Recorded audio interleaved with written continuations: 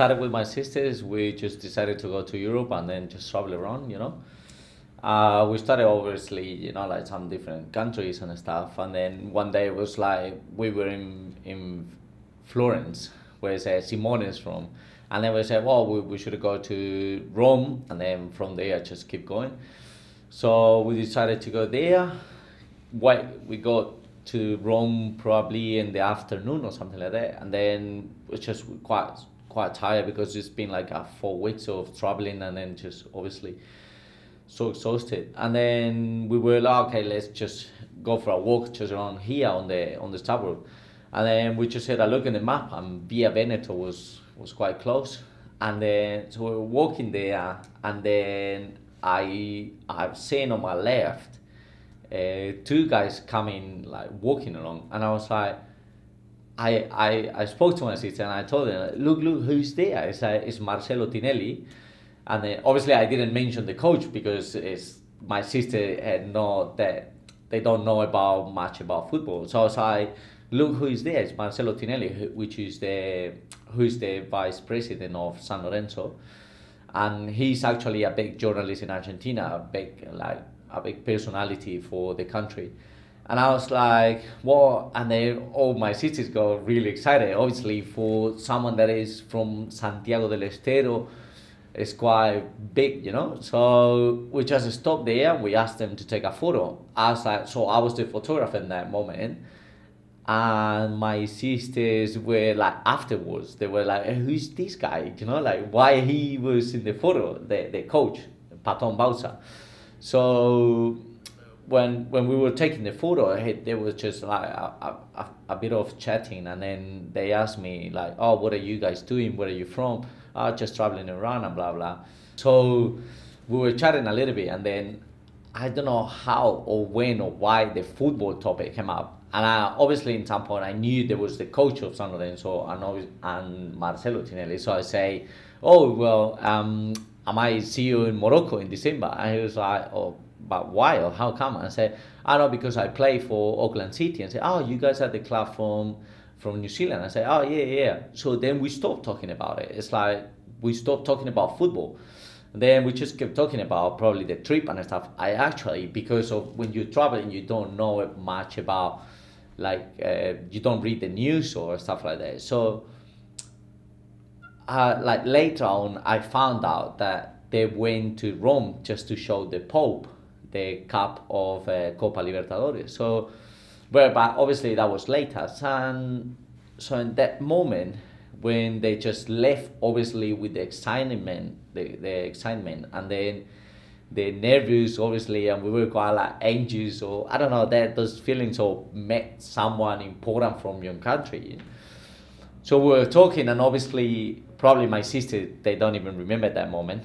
But as soon as they left, I was like thinking about football, you know. I was like, look, this is, for me, I don't know, this is like a sign. It's a big sign. But obviously, when you think on that way, sometimes, I don't know how to say, but it's quite hard to like listen those signs, you know.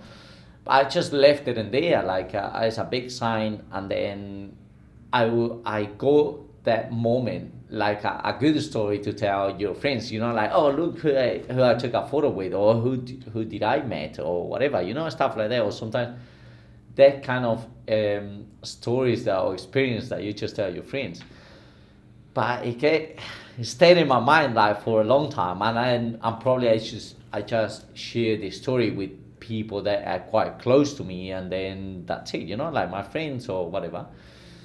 So, but then, well, we're here now, Morocco, and we won the first game. And I remember like going to your room the night before the game, the second game against Setif. That's right. And then, but just like I told you the story because I wanted to meet the team. I wanted to meet the players because some of them, I know them for like, I've seen them playing in Argentina when I used to live there. So I was talking to you like, oh, well, is it there any way that we can talk to the manager or someone from San Lorenzo and tell this story, you know, like whatever, like, and then just to approach with that photo or something just to meet the team. But I remember as well telling you, but no, we should wait, or we both agree, like, we should wait, depends on what's happening tomorrow, and then from there we're gonna work.